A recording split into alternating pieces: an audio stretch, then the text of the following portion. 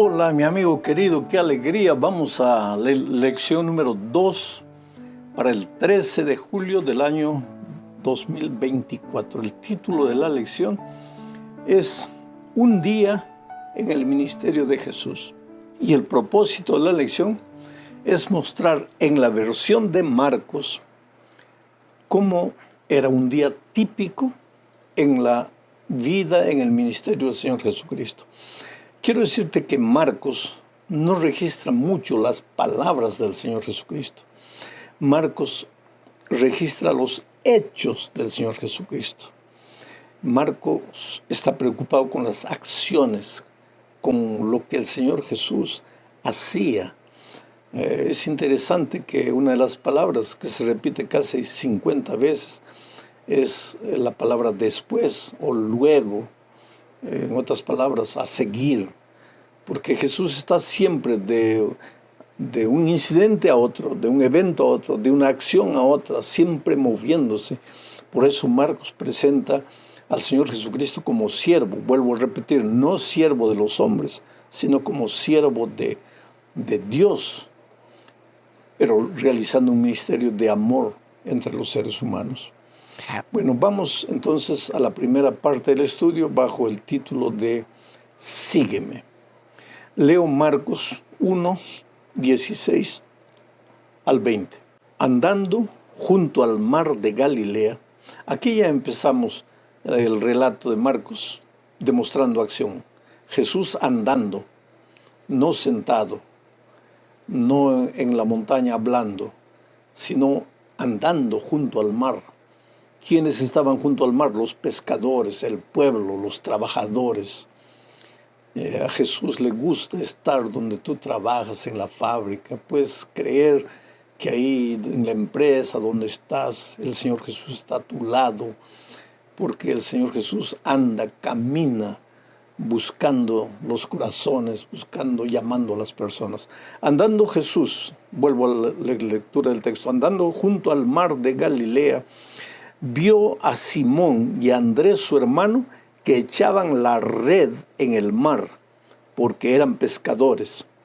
Y les dijo Jesús: venid en pos de mí, y haré que seáis pescadores de hombres. Y dejando luego sus redes, le siguieron. La primera vez que se registra la palabra le siguieron.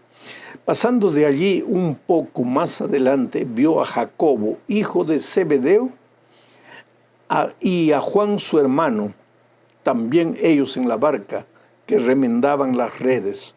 Luego los llamó, y dejando a su padre Zebedeo en la barca con los jornaleros, le siguieron. La segunda vez que registramos la expresión le siguieron.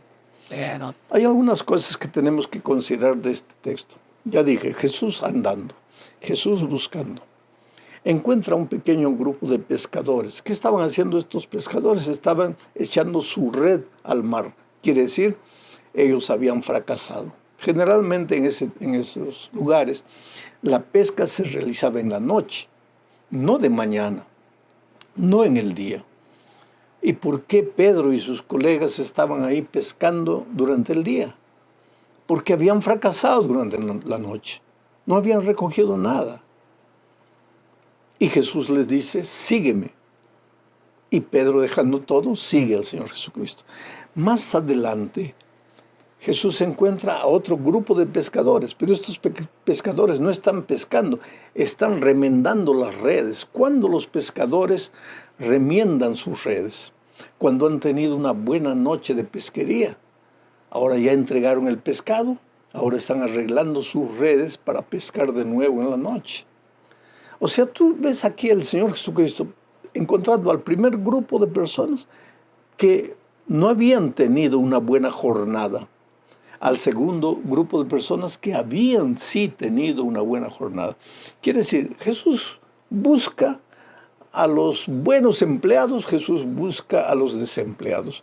Jesús busca a los que están luchando para sobrevivir con la situación económica, pero también Jesús busca a los que la vida les ha sonreído, han aprovechado las oportunidades y les ha ido bien. Jesús busca a todos y la invitación es: sígueme. En esta ocasión Jesús estaba haciéndoles la invitación para que formasen parte del núcleo de sus discípulos. Pero a lo largo de todos los tiempos la invitación siempre ha sido sígueme, sígueme. Desde el jardín del Edén, cuando Dios llegó al jardín y Adán y Eva estaban escondidos por causa del pecado y los llamó, ¿dónde estás? En otras palabras, le estaba diciendo, sígueme. La Biblia es un libro de invitación, sígueme, sígueme. ¿Qué cosa es ser un cristiano? Ser un seguidor de Jesucristo. ¿Y qué cosa es seguir a Jesucristo? Caminar con Jesucristo, ir en pos de Jesucristo. Pero tú puedes pensar, pero pastor, eso es teórico. ¿Cómo es que yo voy a seguir a Jesucristo hoy? ¿Solo siguiendo sus enseñanzas? No, querido. Hay una manera práctica de seguir a Jesucristo. Hoy día tú puedes ser un discípulo del Señor Jesús, pero para eso tienes que caminar con Jesús, tienes que seguir a Jesús. ¿Y cómo se sigue a Jesús de manera práctica? Cuando oras todos los días, constantemente, en todo tiempo. Cuando estudias la Biblia todos los días y cuando buscas a una persona para Cristo, porque Jesús quiere hacerte un pescador de hombres, no un pescador de pescados, sino un pescador de hombres. Cuando tú haces esas tres cosas, oración, Biblia, y buscas a una persona para Cristo, estás siguiendo al Maestro. Y si aprendes a seguir a Jesús en esta tierra, en el cielo también lo vas a seguir. Porque cuando Juan vio en Apocalipsis 14 a los redimidos, dice que ellos le seguían al Cordero por donde quiera que el Cordero iba. Ahora, si en el cielo vamos a seguir a Jesús, es porque en esta tierra aprendimos a seguirlo. Vamos a la segunda parte del estudio bajo el subtítulo Un inolvidable servicio de adoración. Leo Marcos 1, 21 al 28 y voy a ir comentando. Y entraron en Capernaum, y los días de reposo, entrando en la sinagoga, enseñaba. Primera lección que yo encuentro aquí. En el mismo principio de su ministerio, en Capernaum, el sábado, el Señor Jesucristo se dirigía al templo. No era templo, era sinagoga, pero se dirigía a la sinagoga para enseñar. Es por eso que nosotros, los hijos de Dios, hoy, el sábado, nos dirigimos al templo a aprender del Señor Jesucristo, que está dispuesto a enseñarnos a través de su palabra. Sigo leyendo el texto. Y se admiraban de su doctrina porque les enseñaba como quien tiene autoridad y no como los escribas. Quiere decir, la predicación de Jesús era diferente. Ahora, ¿por qué era diferente? Lo vamos a ver un poco más adelante. Sigo leyendo el texto. Pero había en la sinagoga de ellos un hombre con espíritu inmundo que dio voces diciendo, ¿qué tienes con nosotros, Jesús Nazareno? ¿Has venido a destruirnos? Sé quién eres, el Santo de Dios. Pero Jesús le reprendió diciendo, cállate y sal de él. Y el espíritu inmundo, sacudiéndole con violencia y clamando a gran voz, salió de él, y todos se asombraron de tal manera que discutían entre sí diciendo, ¿qué es esto? ¿Qué nueva doctrina es esta que con autoridad manda aún a los espíritus inmundos y le obedecen? Y muy pronto se difundió su fama por toda la provincia alrededor de Galilea. Tres pensamientos. El primer pensamiento. Interesante que el hombre endemoniado, cuando apareció el Señor Jesucristo, comenzó a hablar. No era el hombre, en realidad era el demonio. ¿Y qué dijeron? Sabemos que tú eres Dios. Voy a leer el texto literalmente. Sé quién eres, el Santo de Dios. El diablo sabe quién es Jesucristo. El diablo conoce la palabra de Dios. El diablo conoce la profecía. Solo que la palabra de Dios no lo cambia. El diablo sigue siendo diablo. Porque ¿de qué te vale conocer la palabra de Dios si no dejas que la palabra te transforme? Y en realidad, cuando digo que la palabra no es la lectura mecánica de la Biblia, sino que la palabra es el propio Señor Jesucristo hecho carne. Cuando tú aceptas a Jesucristo a través de su palabra, aceptas la gracia perdonadora y al mismo tiempo la gracia transformadora.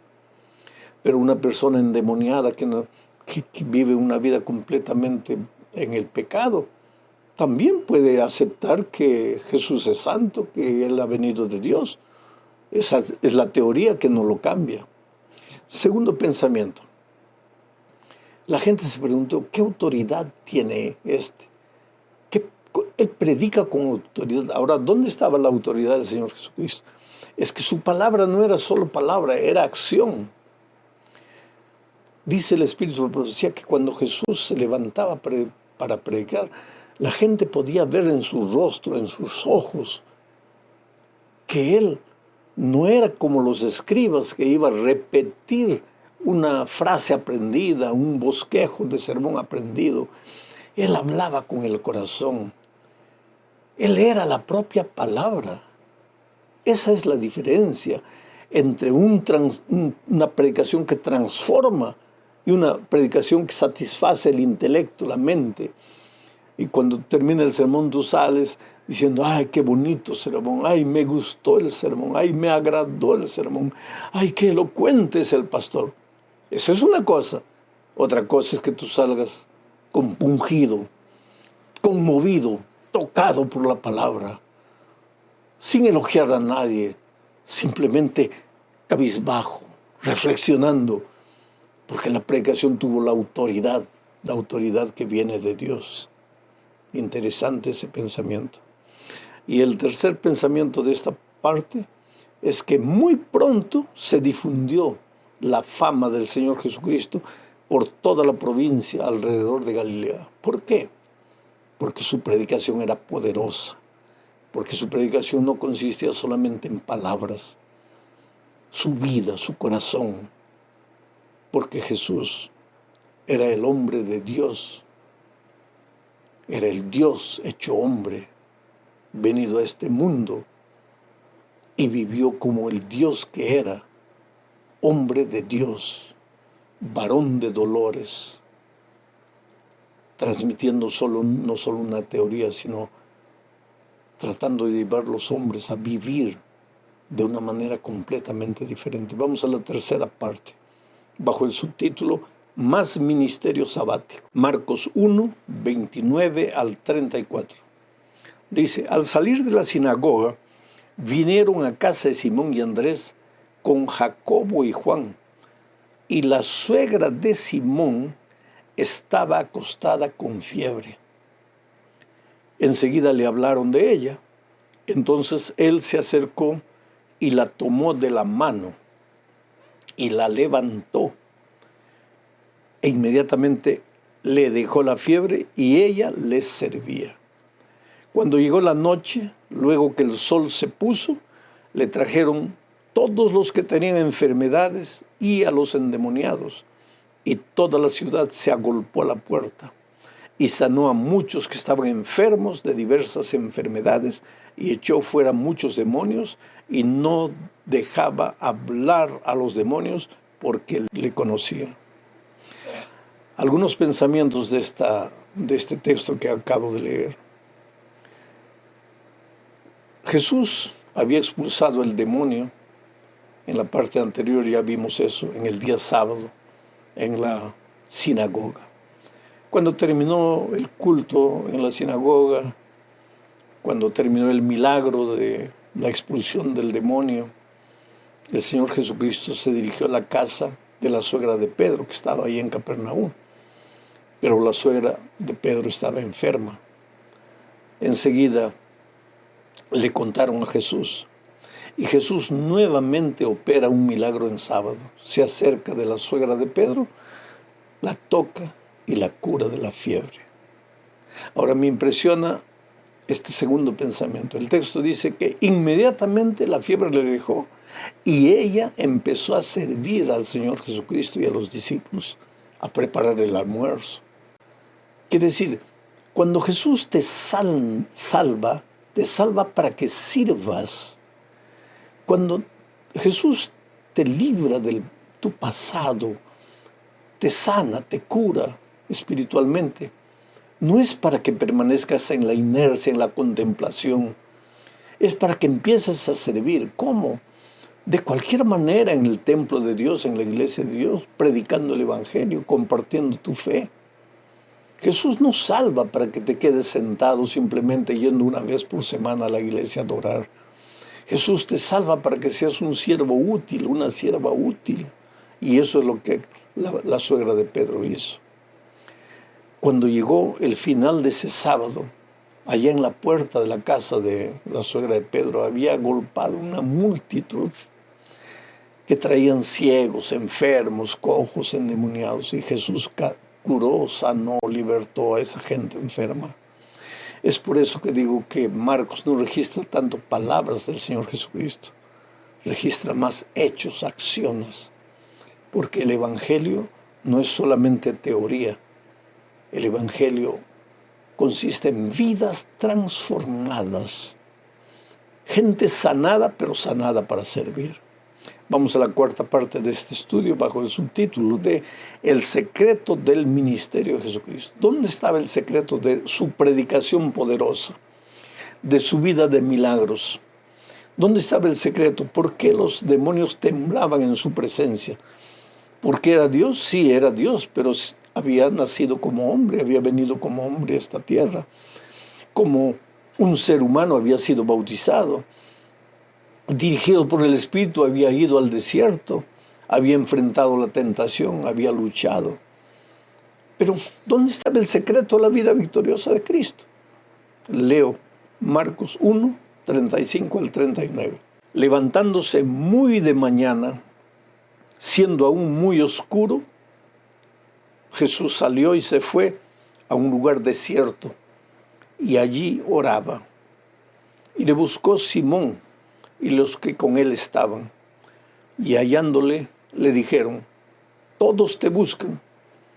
Él les dijo: vamos a los lugares vecinos para que predique también allí, porque para esto he venido.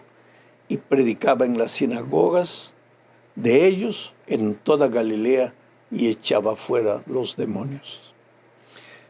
Nadie vivió como Jesús vivió, simplemente porque nadie oró como Jesús oró. A veces vivimos así tan envueltos en este mundo, que los amigos, que esto, que aquello, que lo otro. No tenemos tiempo para permanecer a solas. ¿Cómo es bueno retirarnos, quedarnos a solas con Jesús, conversando con Él, abriéndole tu corazón, diciéndole que eres un ser humano débil, que necesitas de la fuerza del Señor Jesucristo? Eso le va a dar poder a tu predicación, a tu palabra. Cuando vayas a contarle tu testimonio a otra persona, lo vas a hacer con poder, porque ese poder viene de tus momentos a solas con el Señor Jesucristo. Otra cosa interesante del texto que acabamos de leer: Pedro y otros llegaron a Jesús y le dijeron: Señor, hay mucha gente que te está esperando allá. Y Jesús le dijo: sí, pero no voy ahí, aquí. Vamos a otros lugares. Hay otra gente que necesita en otros lugares. ¿Y por qué? Porque en este lugar Jesús ya había hecho bastante trabajo. Las personas que habían sido convertidas y tocadas por el trabajo de Jesucristo, ahora tenían que ir buscando a otras personas y realizando también el ministerio que el Señor Jesucristo les había enseñado. Mientras Jesús y sus discípulos se trasladaban a otro lugar a evangelizar territorios nuevos. Esto nos enseña la lección. A veces tú estás 20 años en una iglesia. No quieres salir de esa iglesia. Pero hay otros lugares que no están evangelizados. ¿Por qué no te atreves a tomar unos 4 o 5 hermanos de esta iglesia y ir a plantar una iglesia en un nuevo lugar? Eso es lo que el Señor Jesús haría. Y no estar solamente en el mismo lugar siempre. Hay territorios nuevos, hay fronteras nuevas. El Evangelio tiene que ser predicado a toda nación, tribu, lengua y pueblo, pero eso tiene que comenzar en tu iglesia. a todo barrio, a todo rincón de tu ciudad. Hay un sector en San Paulo, Brasil, que me agrada mucho, el sur, la parte sur, donde cada pocos kilómetros hay una iglesia de 200, 150, 100 miembros, 120 miembros, 200 miembros, iglesias, porque los hermanos van, cuando la iglesia crece, se separan, abren nueva iglesia por aquí, nueva iglesia por allá. Es así el plan divino para su pueblo. Pues llegamos al fin de este estudio bajo el subtítulo ¿Puedes guardar un secreto? ¿Por qué viene esta pregunta? Vamos a leer Marcos 1, 40 al 45. Vino a él, a Jesucristo, un leproso rogándole, e hincada la rodilla le dijo, si quieres, puedes limpiarme. Y Jesús, teniendo misericordia de él, extendió la mano y le tocó y le dijo, quiero, sé limpio. Voy a parar aquí un poco. Es como si un pecador hoy día fuese al Señor Jesús y le dijese, Señor, soy un pecador, soy un leproso. Si quieres, puedes transformarme. Y Jesús te va a decir, claro que quiero, hijo. Claro que quiero limpiarte. Claro que quiero perdonarte, transformarte. Claro que quiero hacerte una nueva criatura. Y lo tocó. Dice, quiero, sé limpio. Y así, vuelvo a leer el texto, y así que él hubo hablado, al instante la lepra se fue de aquel hombre y quedó limpio. Entonces le encargó rigurosamente y le despidió luego y le dijo, mira, no digas a nadie nada.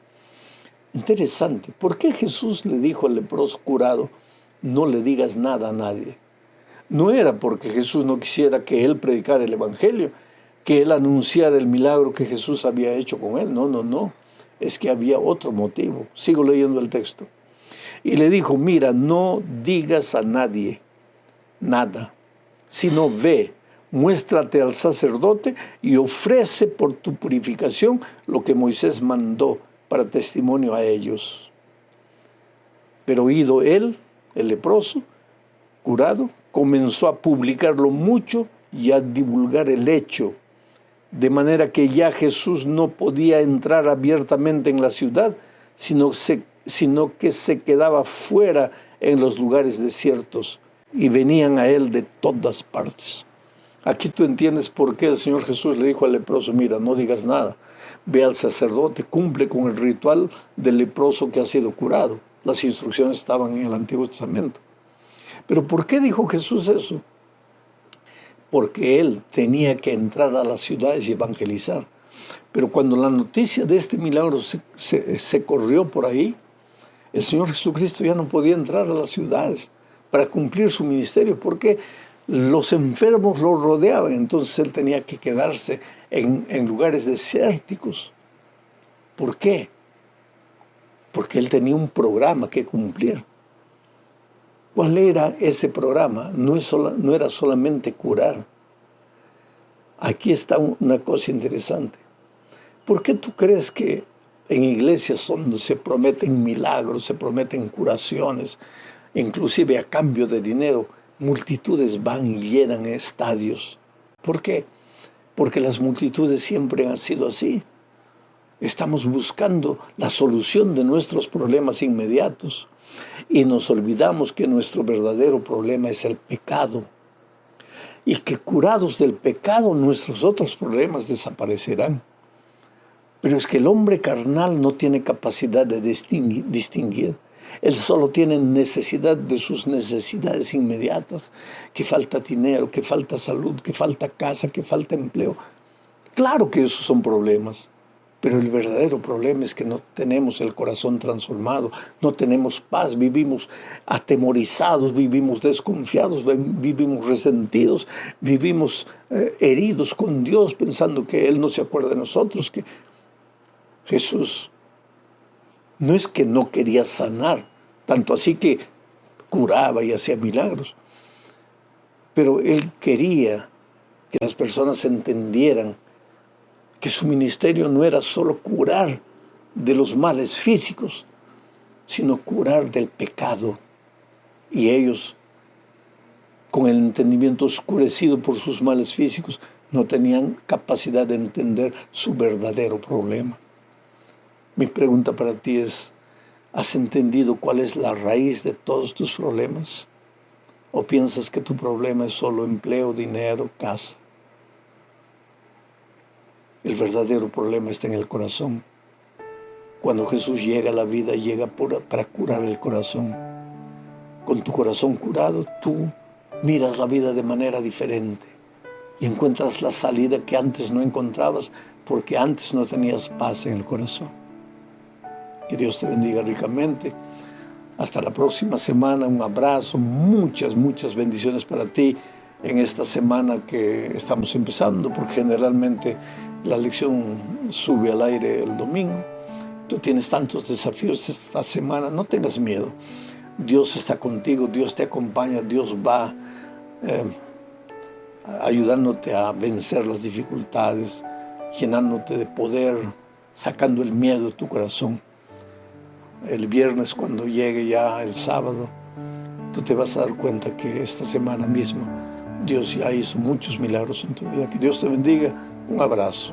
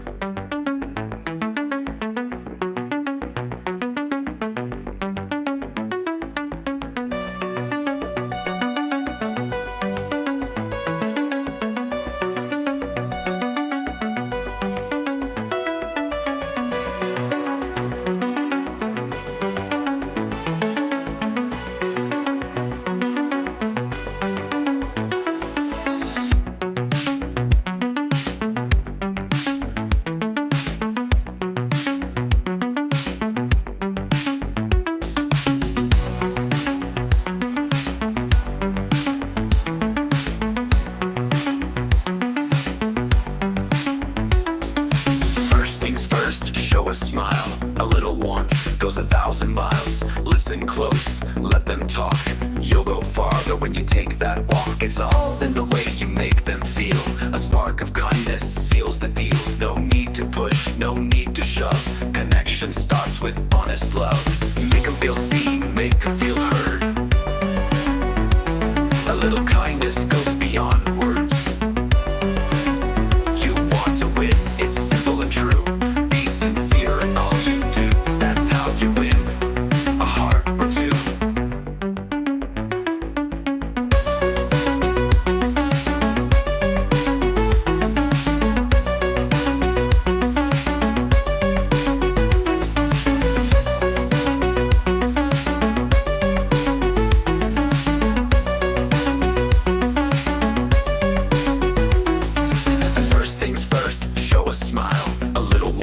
Goes 1,000 miles, listen close, let them talk. You'll go farther when you take that walk. It's all in the way you make them feel. A spark of kindness seals the deal. No need to push, no need to shove. Connection starts with honest love. Make them feel seen, make them feel heard. A little kindness goes beyond words. You want to win, it's simple and true. Be sincere in all you do. That's how you win a heart or two. And then remember, it's a start. It hits them right, straight from the heart. Compliments that come from grace leave a mark, a lasting trace. It's all in the way you make them feel. A spark of kindness seals the deal. No need to push, no need to shove. Connection starts with honest love. Make them feel seen, make them feel heard. A little kindness goes beyond words. You want to win, it's simple and true. Be sincere in all you do. That's how you win a heart or two. Disagree with grace, don't attack. Let them speak, don't hold them back. A winning friend in every way. You'll never lose when you give space to say. The power lies